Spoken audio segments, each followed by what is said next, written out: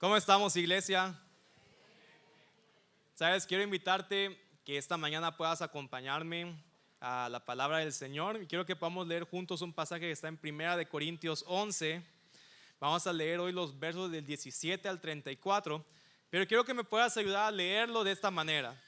Yo voy a leer los versos 17 al 22, ustedes van a leer del 23 al 26, ¿se acuerdan? Ustedes del 23 al 26 y a partir del 27 leemos juntos, ¿está bien? Entonces quiero que me acompañes a 1 Corintios 11 y ahorita que llego empezamos a leer.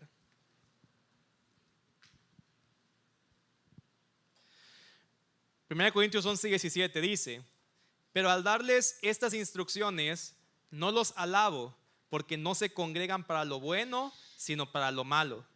Pues en primer lugar, oigo que cuando se reúnen como iglesia hay divisiones entre ustedes, y en parte lo creo, porque es necesario que entre ustedes haya bandos, a fin de que se manifiesten entre ustedes los que son aprobados. Por tanto, cuando se reúnen, esto ya no es comer la cena del Señor, porque al comer cada uno toma primero su propia cena, y uno pasa hambre y otro se embriaga. ¿Qué? ¿No tienen casas para comer y beber? ¿O desprecian la iglesia de Dios y avergüenzan a los que nada tienen? ¿Qué les diré? ¿Los alabaré? En esto no los alabaré. Verso 23 pueden leer ustedes.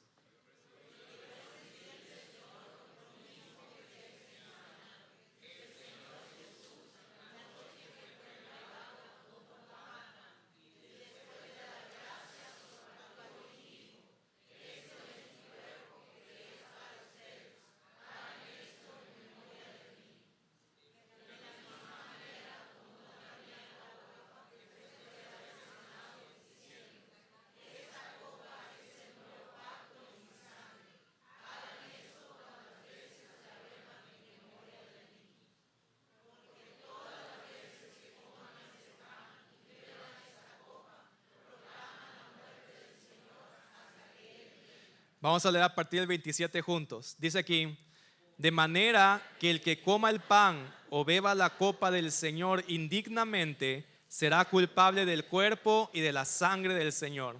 Por tanto, examínese cada uno a sí mismo y entonces coma del pan y beba de la copa. Porque el que come y bebe sin discernir correctamente el cuerpo del Señor, come y bebe juicio para sí. Por esta razón hay muchos débiles y enfermos entre ustedes y muchos duermen. Pero si nos juzgáramos a nosotros mismos, no seríamos juzgados.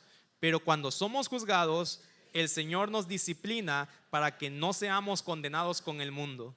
Así que, hermanos míos, cuando se reúnan para comer, espérense unos a otros. Si alguien tiene hambre, coma en su casa, para que no se reúnan para juicio. Los demás asuntos los arreglaré cuando vaya. Ay, nanita, va. Cierra tus ojos y quiero que podamos orar y que el Señor Jesús pueda hablarnos esta mañana a cada uno de nosotros. Cierra tus ojos ahí. Espíritu Santo, hoy te doy gracias, Señor. Gracias porque tu presencia está aquí, Jesús. Señor, yo sé que desde que estamos adorando tu nombre, tú nos estás hablando de que tú has venido, Señor, y moriste por cada uno de nosotros para limpiarnos, para perdonarnos y restaurarnos, Señor. Hoy estamos, Padre, cerrando aún 21 días de ayuno, de búsqueda. Y yo sé, Padre, que todo el que te busca de todo corazón te encuentra. Y todo aquel que se encuentra contigo no vuelve a ser el mismo, Dios. Oramos que el día de hoy tú puedas seguir hablándonos, Padre, confrontándonos para limpiarnos y purificarnos en ti, para poder ver más de ti en nuestras vidas, Señor. Y oro, Padre, especialmente que este día traigas una gracia especial de amor, de perdón y misericordia, que sea tangible para cada uno de nosotros, que podamos sentirnos perdonados por ti y podamos ser guiados por ti para perdonar a otros. En el nombre de Jesús, Señor, invitamos tu presencia y te damos gracias. Amén, amén, amén. Iglesia, quiero compartir hoy un mensaje que titulé Sentados en la mesa del perdón. Di conmigo, sentados en la mesa del perdón. Y estamos hoy cerrando 21 días de ayuno. ¿Cuántos se alegran por eso? ¿Se alegran porque ya acabó? ¿O se alegran por todo lo que recibieron en estos 21 días de ayuno en su corazón? Por las dos, dicen por allá, ¿verdad? Pero sabes que quiero hoy poder cerrar y comenzamos el mes de enero predicando y enseñando acerca de cómo ayunar. Di conmigo, cómo ayunar. Hoy quiero predicarte acerca de cómo comer. ¿Está bien? ¿Cuál les gusta más? ¿Cómo ayunar o cómo comer? Porque hoy vamos a cerrar estos 21 días de ayuno entregando este tiempo con la cena del Señor, con comer la cena del Señor, y que también la Escritura nos habla acerca de cómo comer. Le quiero poder hablar un poquito hoy acerca de todo ello, ¿verdad? Hay tiempos para ayunar, hay tiempos para comer, pero ambas cosas necesitamos hacerlo para la gloria de Dios. ¿Sabes que estamos tan alegres de poder haber escuchado estos días testimonios de personas que nos contaron: es la primera vez que hago los 21 días de ayuno? Donde decían, la verdad, las otras veces solo me hacía 3, 4, 5, y después yo decía solamente amén, pero ya no estaba haciendo el ayuno, ¿verdad? Pero hay muchas personas que hicieron los 21 días, tal vez no completo, pero entregando en las tardes o de la forma que lo hayan hecho, pero completaron esta búsqueda de 21 días. Y más allá de que simplemente celebramos que se terminaron los 21 días, estamos muy alegres también de escuchar gente que nos contaba cómo Dios les habló, cómo Dios los confrontó con áreas en sus vidas que le entregaron a Él, porque sabemos que el ayuno, y también muchos contaban, es la primera vez que creo que entiendo el ayuno como una búsqueda del Señor. Porque a veces que entendemos el ayuno como torcerle la mano a Dios, ¿verdad? Para que Él haga algo que queremos, cuando realmente es un tiempo de búsqueda, de encuentro y de ser transformados por encontrarnos con su presencia. Así que ¿cuántos hoy pueden decir que esos 21 días el Señor estuvo trabajando con ustedes? Vamos a darle un aplauso a Jesús por lo que Él hace en nosotros.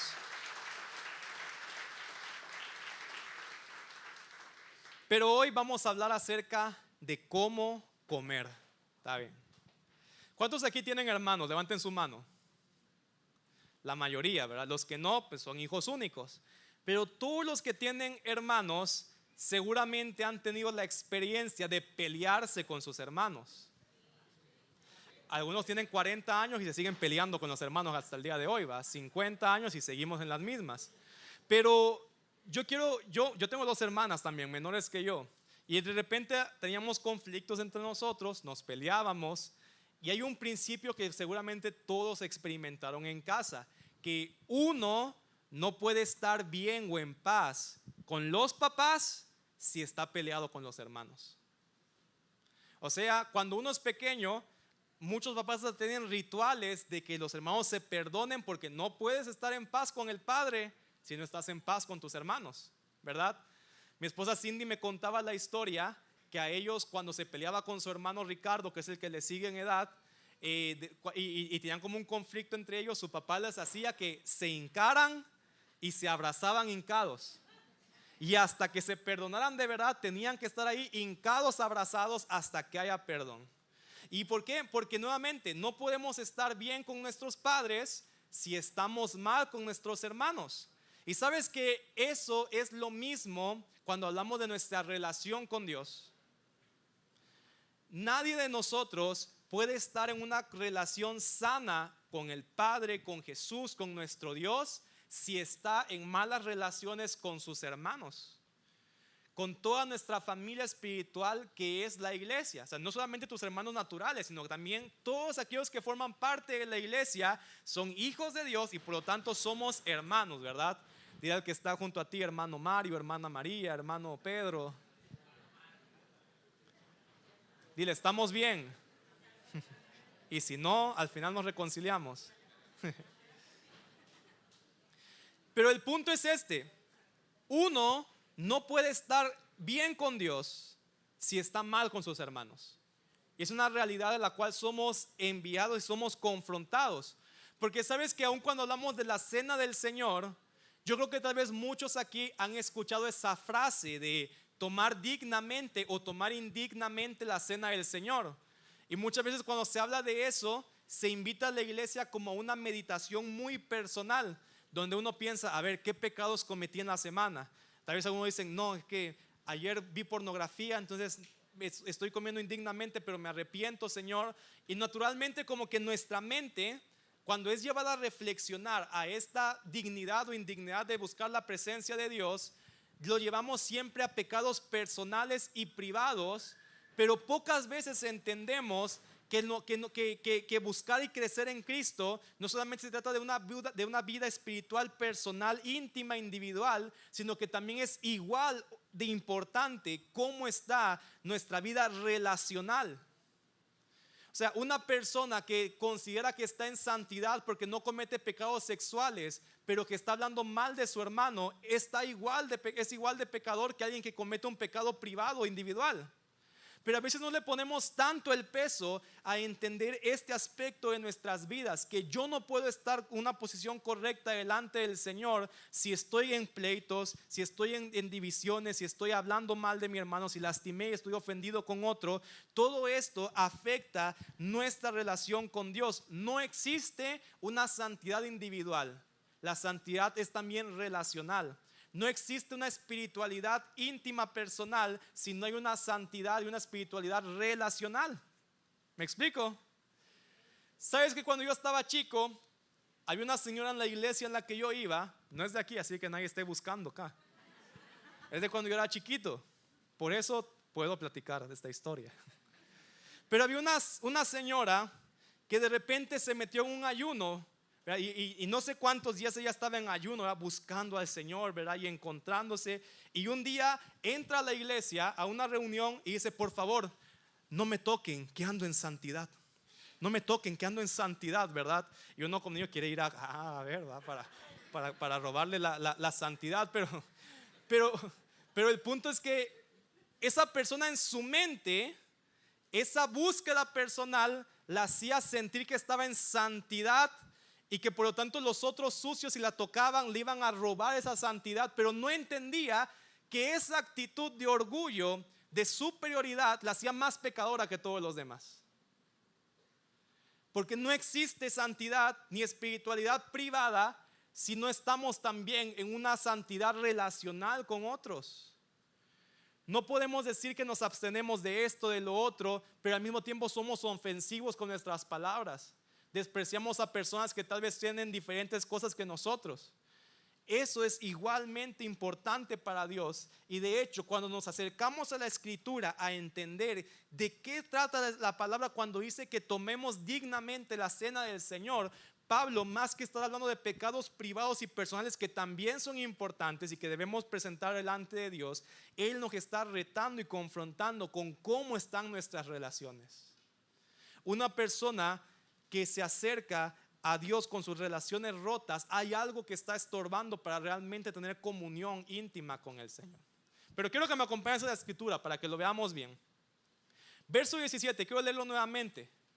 Pablo está dando estas instrucciones a la iglesia y les dice: pero al darles estas instrucciones, ¿qué dice? No los alabo, porque no se congregan para lo bueno, sino que se congregan para lo malo. ¿Cuántos saben que a veces podemos venir y congregarnos y no es bueno para nosotros si lo hacemos incorrectamente? Dice el 18: pues en primer lugar oigo que cuando se reúnen como iglesia, ¿qué dice? Hay divisiones entre ustedes. Y en parte lo creo, porque es necesario que haya entre ustedes bandos a fin de que manifiesten entre ustedes los que son aprobados. Por lo tanto, cuando se reúnen, esto ya no es comer la cena del Señor. Mira, quiero explicar un poco. Cuando estamos leyendo este pasaje, debemos entender que la reunión principal en la iglesia primitiva no era como hoy, que estamos en un auditorio, sino que la reunión era en casas, en una mesa, donde se sentaban a compartir los alimentos, a hablar acerca de Dios, y tomaban un espacio en cada comida para celebrar la cena del Señor. Es decir, tomar un pan, presentarle reconociendo el cuerpo de Cristo, su sacrificio por nosotros en él, tomar la copa, compartirla y recordar la sangre de Jesús que fue derramada por cada uno de nosotros. Y esa era la forma central del culto que hacía esta iglesia. Entonces la forma principal de adoración, la forma principal de culto y conexión con Dios era participar de la cena del Señor. Pero Pablo les está diciendo algo. Ustedes se están reuniendo, dice, se están congregando, están haciendo el ritual de partir el pan, de comerlo, de beberlo. Pero él les dice: pero como hay divisiones entre ustedes, aunque hacen el ritual de comer la cena del Señor, eso no es cena del Señor, les está diciendo él. ¿Y eso qué quiere decir para nosotros? Yo creo que este principio aplica para cualquier forma de adoración y búsqueda de Dios que nosotros podamos tener. Es decir, nosotros podemos venir un domingo a una reunión como esta, levantar nuestras manos, cantar con todo nuestro corazón, alabar al Señor gritando con fuerza, saltar y todo. Pero si estoy yo peleado con mi hermano, estoy hablando mal de otro, tengo rencor hacia uno de mis hermanos, nada de eso es adoración para Dios. Porque así como una iglesia que tenía división, el ritual no se convertía en adoración verdadera, cuando también nuestro corazón está dividido, está con pleitos, está con ofensas ante otros, nuestra adoración deja de ser adoración. No puede haber adoración genuina, no puede haber culto genuino a Dios si mis relaciones con otras personas no están en relación correcta. O sea, todo eso lo que estamos diciendo es que no podemos tener verdadera comunión con Dios mientras no tengamos una verdadera comunión los unos con los otros. No existe eso. Si yo no estoy sanando mis relaciones, cualquier culto que quiera ofrecer a Dios es inválido. Mientras tenga relaciones divididas, falta de perdón en mi corazón, ofensa, he estado hablando mal de mi hermano en la semana, todo eso hace que mi adoración se invalide delante del Señor.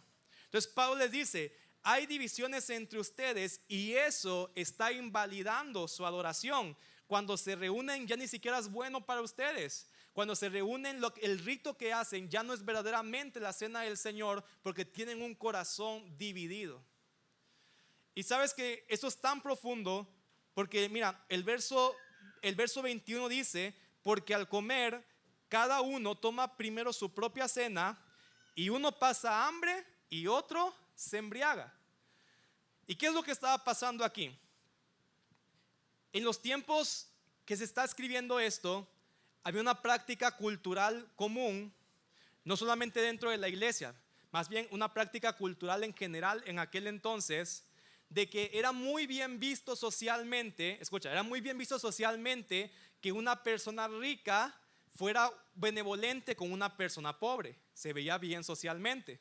Entonces muchas personas, para ganar estatus social y tener como una buena imagen pública, practicaban ser benevolentes con los pobres, pero de una manera que se siguiera distinguiendo quién era el rico y quién era el pobre. Entonces ya te lo voy a explicar. Normalmente la iglesia se reunía en casas, y por el tamaño de la iglesia que había en aquel entonces, era necesario que fueran casas un poquito más grandes. Me explico, para poder recibir a la gente. Entonces normalmente la iglesia se reunía en casas de personas que tenían un poco más de acceso a recursos económicos, que podían prestar espacios para que la iglesia se reuniera en ese lugar. Muchas de estas personas tenían una mesa principal donde comían ellos, comían sus familiares y comían sus personas como invitados especiales. Pero también tenían como una mesa por allá, un cuartito aparte, ¿verdad? Donde si había tal vez algún pobre que ellos querían bendecir, le daban alimento, lo recibían, pero en la mesa de allá. ¿Me explico? No en la mesa principal.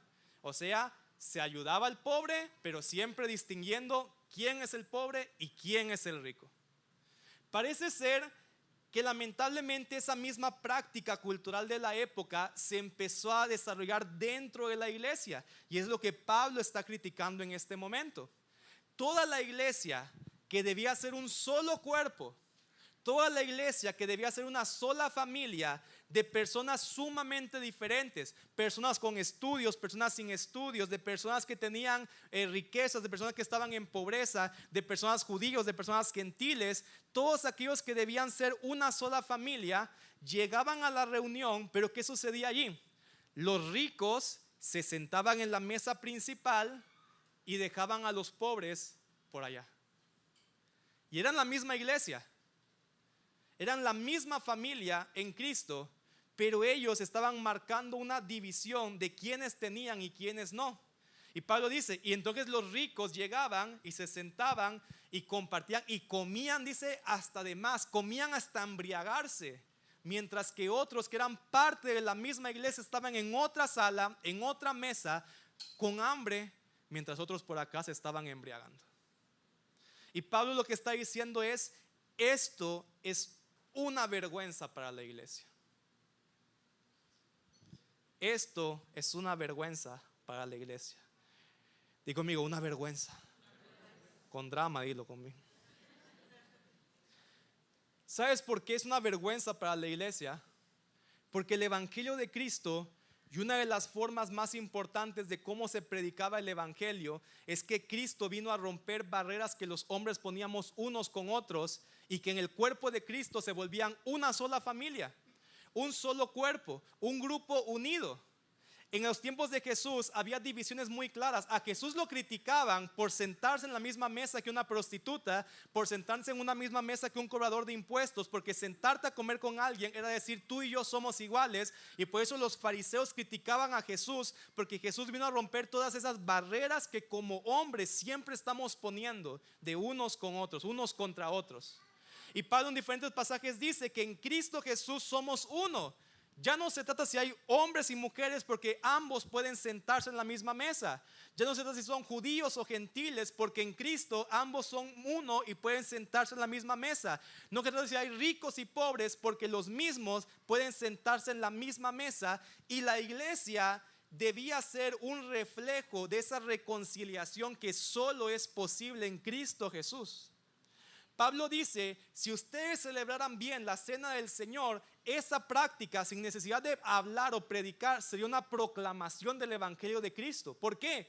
Porque lo que Pablo esperaba es que cuando una persona llegara a una casa donde había una iglesia reunida, entraran y vieran que en la misma mesa estaban comiendo y compartiendo el pan, el amo con su siervo, el rico con el pobre, el judío con el gentil, gente que socialmente nunca se sentarían juntas. En la iglesia de Dios se sentaban juntas porque hubo un Cristo Jesús que perdonó a cada uno de ellos y los unió en un solo cuerpo, haciendo una sola familia, porque todos, sin importar quiénes seamos, somos igual de pecadores ante Dios y necesitamos exactamente el mismo perdón. Entonces esa iglesia que se sentaban juntas, ricos con pobres, judíos con gentiles, gente de la alta sociedad con gente que tal vez venía de ser esclavos, y alguien entrar y ver esa mesa compartiendo todos con gozo y con alegría, eso era romper tan fuerte las barreras y los esquemas culturales de la época que decían, hay algo diferente aquí. Jamás había visto esta imagen en mi vida. Algo tiene que estar pasando en el corazón de estas personas, porque esto en el mundo no existe. Este tipo de relaciones no existen afuera de este lugar, y ese Cristo estaba reconciliando a todos, uniéndolos en una forma distinta que no se ve fuera de otro contexto que es la iglesia. Pero ¿cuál era el problema? Que cuando la gente entraba a la iglesia, veían lo mismo que veían en el mundo. Ricos por acá, menospreciando a los pobres por allá, estos embriagándose con un montón de comida, mientras unos en el cuarto de al lado están muriéndose de hambre, porque querían seguir marcando una distinción social, una diferencia de clases, y estaban dividiendo a la iglesia.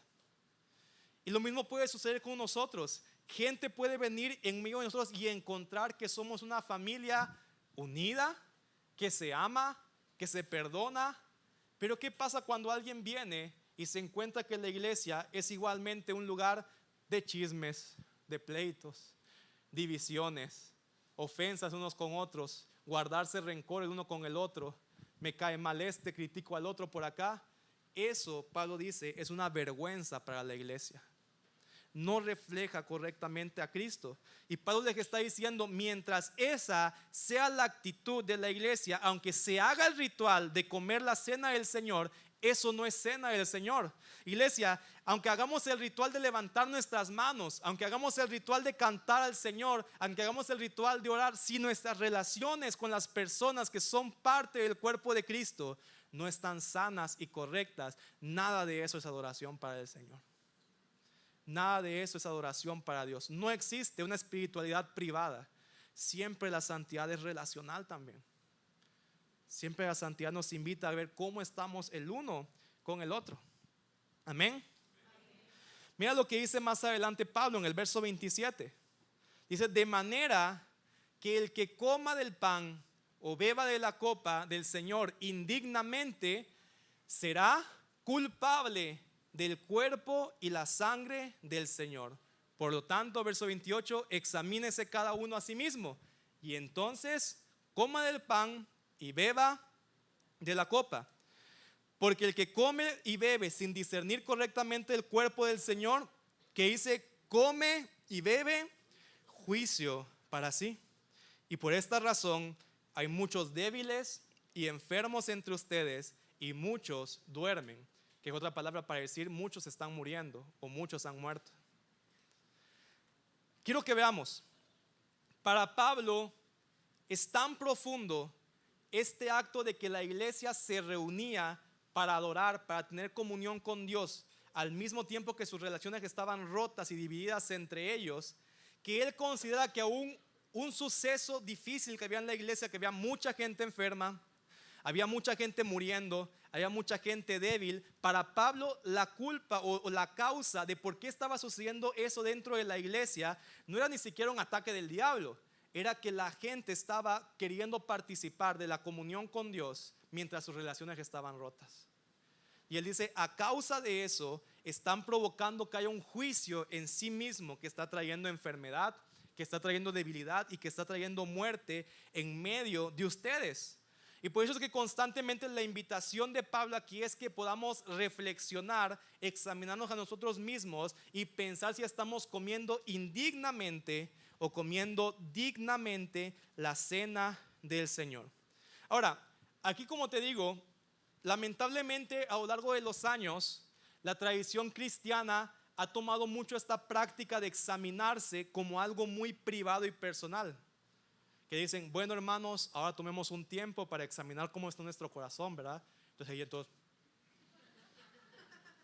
y como que ya empiezan a pensar qué hice y todo, ¿verdad? Pero se piensa solo en lo individual, como digo. Pero para Pablo, lo que significa comer indignamente la cena del Señor es, él dice, no discernir el cuerpo de Cristo. Diga conmigo, no discernir el cuerpo de Cristo. O sea, en el verso 29 Pablo nos está diciendo, la forma correcta de poder comer de la copa del Señor, del pan del Señor, es discernir correctamente el cuerpo del Señor.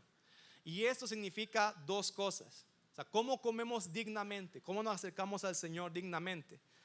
Discernir el cuerpo del Señor significa dos cosas. En primer lugar, lo que significa es comprender que cuando estamos haciendo este acto, no es simplemente un ritual, no es simplemente algo simbólico, sino creer que al comer del pan y al tomar de la copa, la presencia de Jesús está ahí. Y que estamos teniendo comunión con Jesús al participar de este acto. O sea, no es simplemente algo que hacemos simbólico para recordar, es parte, pero también es reconocer que la presencia de Dios está presente y nos invita a entrar en comunión con Él al participar de este acto de comer el pan y beber de la copa.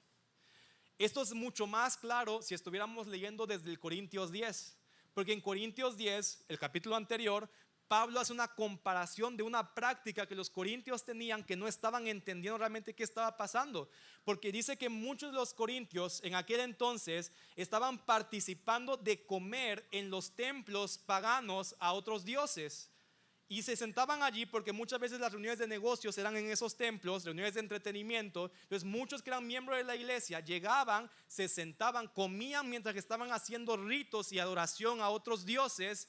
Y estaban allí comiendo, pero muchos decían, pero no pasa nada, yo no creo en eso, simplemente estoy aquí y todo. Y Pablo les dice, ¿no entiendes que al participar de esas mesas dentro de los templos están ustedes teniendo comunión con los demonios? Eso dice Corintios 10.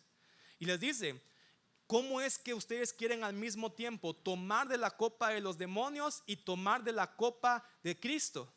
¿Por qué? Porque él está queriendo traer una conciencia de que esos rituales, esas prácticas, a veces creemos que no tienen nada de espiritual, pero cuando entendemos lo que está sucediendo y discernimos correctamente, nos damos cuenta que al participar del pan y la copa del Señor, estamos teniendo comunión con Jesús. Su presencia está, su presencia se manifiesta cuando participamos de este acto. Y eso es discernir el cuerpo de Cristo. Ver que su presencia está allí, entenderlo profundamente, que allí está la presencia del Señor. Pero eso es solamente una de las partes de lo que significa discernir el cuerpo. Digo conmigo, número 2. Porque también discernir el cuerpo de Cristo es recordar un principio fundamental, y es que la iglesia es el cuerpo de Cristo. Una y otra vez en la escritura dice que nosotros somos el cuerpo de Cristo. Mientras Jesús estuvo en la tierra, Él tuvo un cuerpo, pero ahora su iglesia es el cuerpo de Cristo. Amén. ¿Cuántos son parte de ese cuerpo de Cristo? Entonces, cuando Pablo nos está llamando a discernir el cuerpo de Cristo, es también darnos cuenta que todos aquellos que están a nuestro alrededor, y puedes voltear a tu alrededor y ver a la gente que está ahí, cada una de esas personas que están alrededor de ti son el cuerpo de Cristo.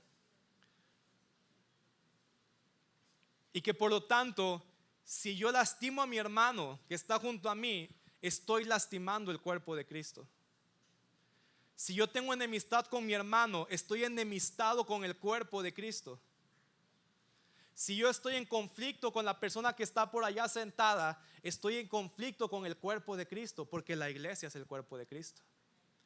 ¿Y cómo voy a entrar en comunión con la presencia de Cristo nuestro Señor si yo estoy en problemas con su cuerpo? Entonces Pablo dice, si realmente quieren comer dignamente la cena del Señor, necesitamos comprender su presencia está aquí. Y cuando mi corazón está correcto con Dios y con mis hermanos, ese acto me lleva a una comunión íntima y profunda en la cual yo participo de su presencia. ¿Sabes qué dice la palabra aquí? Pablo dice que cuando ellos entraban indignamente a comer este pan y tomar de esta copa, el resultado era enfermedad. El resultado era muerte y el resultado era debilidad. Pero cuando nosotros podemos entrar y tomar dignamente, porque estamos entregando nuestro corazón a Dios y reconciliándonos con otros, eso lo que trae es todo lo contrario. Cuando participamos de la cena del Señor correctamente, trae vida, trae fortaleza, trae sanidad, porque la presencia del Señor está allí. Y donde la presencia del Señor está, empieza a traer vida, empieza a traer sanidad, empieza a traer restauración en medio de nosotros. Y muchas veces nos perdemos de poder experimentar todo lo que Cristo tiene para nuestras vidas, porque no entramos a su presencia a causa de que estamos en conflicto unos con otros. Es tan profundo poder comprender lo que sucede mientras participamos de la cena del Señor. Pablo dice que cuando comemos el pan y bebemos el vino, recordamos el pasado. ¿Por qué? Porque dice que ese pan nos recuerda su cuerpo que fue molido por nosotros, y esa copa nos recuerda su sangre que fue derramada para el perdón de nuestros pecados. Pero también cuando comemos del cuerpo y la copa, estamos conectados con el futuro, porque dice que hacemos esto recordando y proclamando hasta que Jesús venga. Y ahí me gusta escribirlo de esta manera para que podamos discernir más profundamente qué es lo que sucede en ese momento. Yo escribí: la cena del Señor es el momento en el que el pasado, o sea, la muerte de Cristo, y el futuro, su regreso, se unen en el presente. O sea, cuando participamos de ese acto, quiero que entiendas, hay algo que está Dios trascendiendo el tiempo. Dios que está trascendiendo la materia, su presencia se está manifestando en ese lugar, recordando el pasado, su muerte, anunciando el futuro que es su regreso. Y dice que la mesa conecta lo que Jesús hizo con lo que Jesús hará para transformar nuestro presente, para transformar lo que tú eres hoy. Hay algo profundo que está sucediendo cuando participamos de la mesa del Señor. Su presencia está convergiendo en este punto temporal, en este punto trascendental, donde al entrar en conexión con nuestro Dios, lo que Él hizo en el pasado se vuelve presente para nosotros. Lo que hará en el futuro se vuelve presente para nosotros en el día de hoy también. Y es por esa trascendencia temporal que incluso el juicio de Dios se estaba adelantando a los tiempos. Hay un autor que escribe y dice que los cristianos tenemos el extraño privilegio de vivir anticipadamente el juicio de Dios. Porque la palabra dice que habrá un día en el que todos seremos juzgados. Pero cuando venimos delante de Jesús y permitimos que su sangre nos limpie y nos perdone, anticipadamente el Señor dice, sin que lleguemos a ese día del juicio: eres inocente. Eres libre de tu pecado, eres libre de tu culpa, y te estoy anunciando anticipadamente lo que en el futuro será dicho delante del trono del Señor, que por la sangre de Jesús ya eres limpio, perdonado, porque Él murió por ti. Y tenemos ese privilegio de anticipadamente estar ya viviendo en algo que será anunciado posteriormente, que por Cristo fuimos perdonados, que por Cristo nuestros pecados ya fueron pagados. Pero también ese juicio anticipado estaba mostrando que había una iglesia dividida, en conflicto, y que entonces lo que estaban recibiendo no era vida y perdón, sino era enfermedad, era muerte entre ellos. Pero Pablo les dice claramente: pero aún el Señor con misericordia muestra esto, para que en el día del juicio no pasemos por ello y podamos arrepentirnos el día de hoy. Y es que debemos entender algo, iglesia. Cristo Jesús vino para perdonarnos. Cristo Jesús vino aquí para limpiarnos. ¿Cuántos lo creen?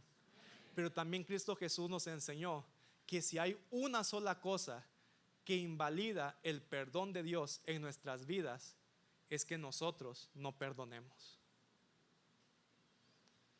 Rápidamente quiero leer otros pasajes.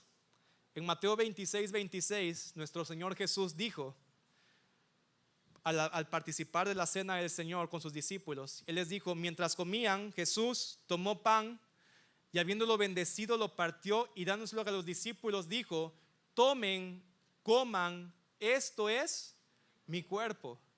Y tomando una copa y habiendo dado gracias, se las dio diciendo: beban todos de ella, que dice: porque esta copa es mi sangre del nuevo pacto, que es derramada por muchos para el perdón de los pecados.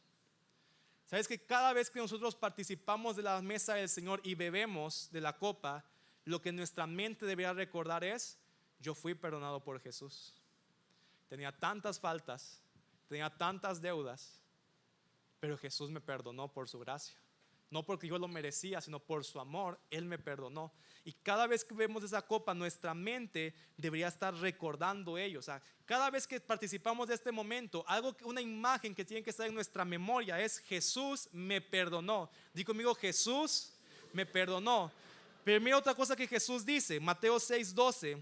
Cuando Jesús está enseñando a orar a sus discípulos, Él dice esta frase: perdónanos nuestras deudas, como también nosotros hemos perdonado a nuestros deudores. Verso 14, me salto. Porque si ustedes perdonan a los hombres sus transgresiones, también su Padre Celestial se las perdonará a ustedes. Pero si no perdonan a los hombres, tampoco su Padre les perdonará a ustedes sus transgresiones. Iglesia, no hay pecado que Dios no pueda perdonar. Dios puede perdonar a un asesino que se arrepiente. Dios puede perdonar a un violador que se arrepiente. Dios puede perdonar el adulterio. Dios puede perdonar el robo. Cualquier pecado, cuando una persona se arrepiente de todo corazón, Jesús la perdona en ese mismo instante por su gracia, porque Él ya murió por cada uno de esos pecados. Pero si hay una cosa que explícitamente Jesús dijo que puede anular el perdón de nuestros pecados, es que nosotros no perdonemos a otros. ¿Y sabes por qué? Porque cuando tú no perdonas a alguien, lo que estás haciendo es que no eres consciente de cuánto necesitas que Dios te perdone. Jesús en una parábola dijo: había un hombre que debía muchísimo dinero a su señor, y de repente un día su señor le dice: ¿sabes qué? Te perdono la deuda. Pero ese mismo hombre que fue perdonado, otra persona le debía un poco de dinero y decidió no perdonarle esa deuda. Y dice que cuando su señor se enteró que después de haberle perdonado tanto no pudo tener la misma misericordia con alguien que le debía mucho menos, dijo: agarren a ese hombre y mándenlo con los verdugos hasta que pague todo lo que me debe. ¿Por qué? Porque ¿cómo nosotros no podríamos perdonarle 10 lempiras a alguien si nos acaban de perdonar 1,000,000 de lempiras? ¿Quién lo haría? Seamos sinceros. Pero cuando nosotros decidimos no perdonar a alguien, no restaurar una relación, no reparar un daño con otra persona, estamos olvidándonos que alguien nos perdonó una deuda mayor. ¿Sabes por qué no perdonamos? Porque el perdón siempre significa ceder. El perdón siempre significa humillarse. A veces decimos en nuestro orgullo: yo lo perdono, pero si él viene a pedirme perdón a mí, ¿verdad? O a veces llegamos pero con una actitud también de superioridad: te perdono, ¿verdad? Entonces, ¿fue realmente perdón eso? Entonces, nos cuesta perdonar porque siempre nos gusta sentirnos superiores, nos gusta sentirnos dignos mientras el otro es indigno, y se nos olvida que Jesús, para perdonarnos, Él se humilló por nosotros. El culpable no era Jesús, ya a Él le escupieron, a Él lo humillaron, a Él lo desnudaron, y Él no nos debía nada, nosotros le debíamos todo a Él, pero Él decidió humillarse por cada uno de nosotros para que pudiéramos por su sangre recibir ese perdón. Y yo creo que cuando cada uno de nosotros se vuelve más y más y más consciente de cuánto Jesús nos perdonó, se vuelve fácil perdonar, porque decimos: ¿cómo no voy a perdonarle a mi hermano esta pequeña deuda comparado con todo lo que el Señor me ha perdonado a mí? Porque mi deuda era impagable, mi deuda no tenía precio, y Jesús, que jamás me ofendió a mí, sino que yo una y otra vez ofendí el corazón de Dios, decidió humillarse, decidió dar el primer paso, decidió rebajarse para que yo fuera perdonado. ¿Cómo no voy a dar yo el primer paso a acercarme a otro cuando Jesús ya lo dio por mí? ¿Cómo no voy yo a humillarme para sanar una relación si Jesús ya se humilló para que yo fuera perdonado por Él? Y por eso es que cuando no perdonamos y no podemos tomar esa iniciativa, estamos diciendo: Señor, es que yo creo que tal vez no te debía tanto, y estamos invalidando la gracia de Dios en nuestras vidas. Cuando Jesús lo que hizo fue mostrarnos el camino de dar ese paso para buscar perdón, para buscar reconciliación. Él vino para perdonar cada una de nuestras deudas. ¿Y sabes qué me encanta? Porque ¿cuántos creen que Jesús era un genio? Y yo digo esto porque justamente este acto de practicar la cena del Señor era una confrontación directa, constante, con el corazón que a veces tenemos para no perdonar, para guardar la ofensa, para restringirnos. Porque mira, yo te decía al principio, la reunión de la iglesia primitiva no era como estamos hoy, aquí reunidos, porque hoy tú te puedes haber sentado por acá, y no estoy llamando a nadie, tranquilos. Tú te puedes haber sentado por acá, y la persona con la que tienes rencor se sentó por allá. Tú por este lado levantaste tus manos, ¿verdad? Adoraste al Señor. Por acá de otro lado la persona también adoró al Señor, y de repente tú estás aquí como que: vamos a ver cuándo ya se vaya, para que no me tenga que topar en el camino, no tenga que saludarla, ¿verdad? Es como que ya viste el ojo, ya se fue, ahora sí, está libre y me voy. ¿Y qué pasó? Sientes que llegaste, te congregaste, participaste de la adoración, y gracias a Dios no tuviste que toparte con el hermano que te cae mal, y saliste lleno de la presencia de Dios. Pero dice: no, eso no es adoración. En una reunión así masiva como esta, con mucha gente, es fácil esconder nuestra ofensa y creer que tenemos una relación sana con Dios. Mientras no me tope con el otro, todo está bien. Pero ¿qué pasa? Cuando la iglesia se reunía en una mesa, te obligaba a que te ibas a sentar, y a lo mejor el que te caía mal, con el que estabas ofendido, estaba enfrente, o a tu derecha, o a tu izquierda, y ahí es imposible esconderse. ¿Quién ha estado en unos momentos que está como que se siente la incomodidad ahí en el ambiente? Como que dice: yo no sé qué tienen estos dos, pero se siente la tensión, ¿va? No se pueden ver a los ojos, no se puede, o sea, hay una tensión en la mesa que se siente porque están ahí sentados. Ahora imagínate dos personas que estaban peleadas, sentados uno frente al otro, y de repente el que está dirigiendo la reunión dice: bueno, ahora bebamos esta copa juntos, que recuerda cuánto Jesús nos ha perdonado a cada uno de nosotros. Y tú estás peleado con el de enfrente. Entonces te empieza a confrontar y decir: ¿cómo voy a beber del perdón de Dios? No puedo perdonar al que tengo acá.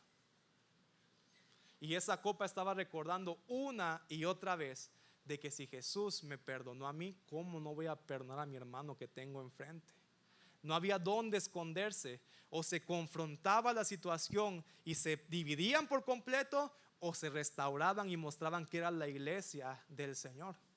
Y la copa representaba ese perdón que tenía que ser dado por Cristo, pero que también era dado unos por otros. Pero hay otro acto que también para mí es tan impactante del genio de Jesús, Y es que dice la escritura que no solamente en esa mesa se pasaban la copa, sino que también en esa mesa se partía el pan.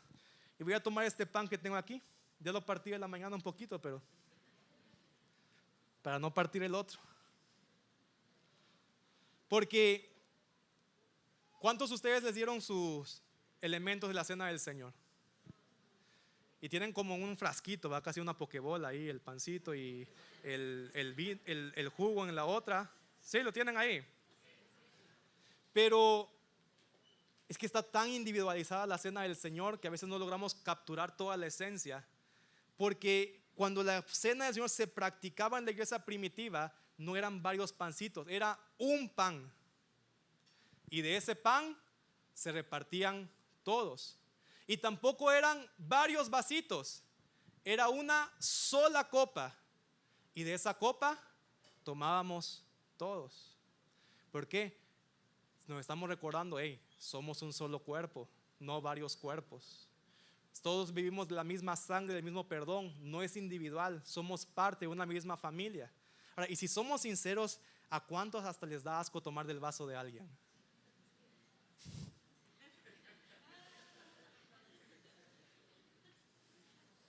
Pero en la mesa del Señor no podías tener asco por tu hermano. Tenías que tomar de la misma copa que tomaron. Bueno, el que le tocó primero, ¿verdad?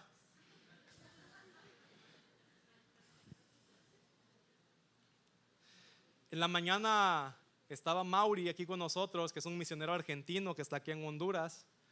Y en Argentina está la práctica del mate, que tienen su bebida, ¿verdad? Que toman el mate, pero parte de la práctica es que del mismo bote de mate y el mismo popote de fierro que tiene eso, tienen que tomar todos los que están ahí sentados. Según unos dicen, no, por el calor se mueren las bacterias. ¿Qué se van a morir las bacterias? Ahí están pasando, pero ¿qué significa? Somos uno.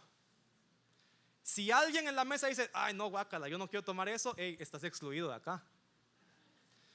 Una vez que estaba en Argentina y había un grupo de adolescentes en la iglesia sentados, que eran adolescentes, yo creo que no se habían lavado los dientes en 10 días. Tomando mate, ¿verdad? Y me dicen, pastor, ¿quiere venir a tomar mate con nosotros? Yo sabía que si decía no, ya era romper, porque ¿cómo vas a ministrar a una persona con la que no puedes compartir la copa? Te dije, no, vamos a tomar en el nombre de Jesús, tomaré cosa mortífera.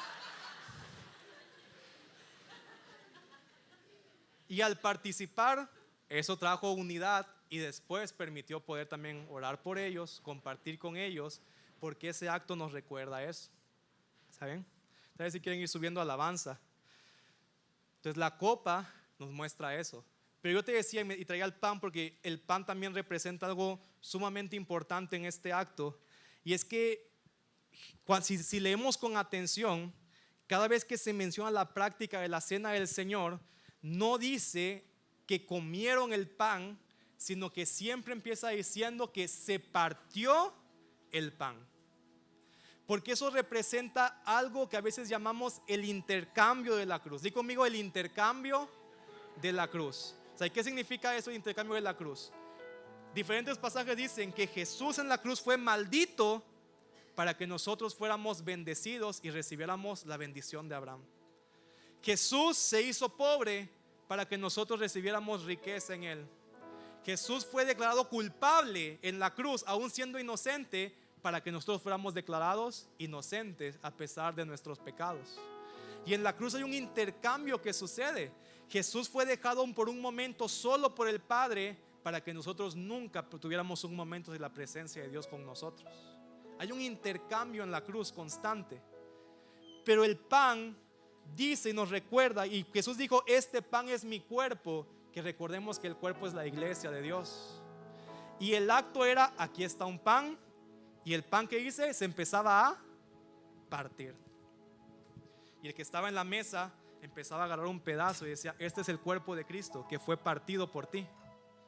Fue dividido porque fue golpeado, fue herido, fue lacerado, fue lastimado. Porque el intercambio de la cruz nos dice que el cuerpo de Cristo fue dividido, golpeado, para que nosotros, la iglesia, el nuevo cuerpo de Cristo, fuéramos uno. Su cuerpo fue dividido, fue partido, para que nosotros seamos un solo cuerpo unido. Y cada vez que ese pan se empezaba a partir delante de otros, tenía que venir esa imagen a la mente. Cristo, su cuerpo fue partido. Y también debía venir esta imagen. Y cada vez que yo hablo mal de mi hermano, soy como aquellos que latigaron el cuerpo de Cristo. Lo estoy golpeando porque mi hermano es parte de ese cuerpo.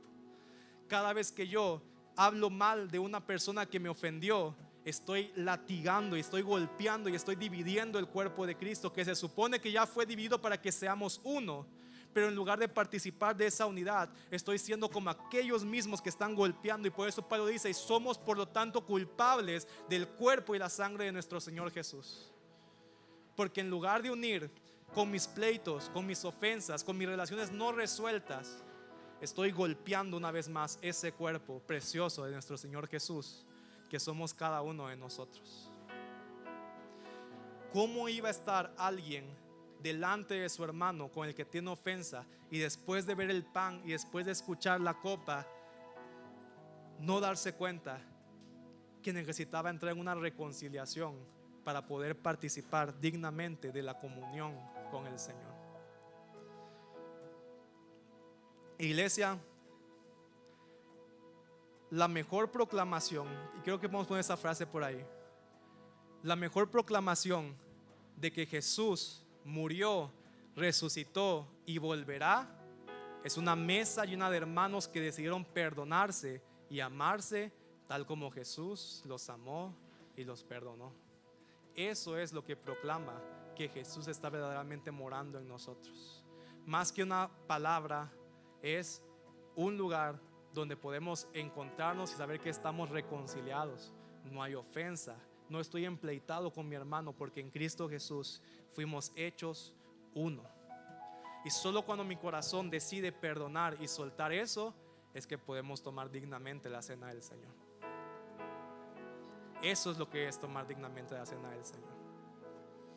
¿Por qué no te pones de pie hoy?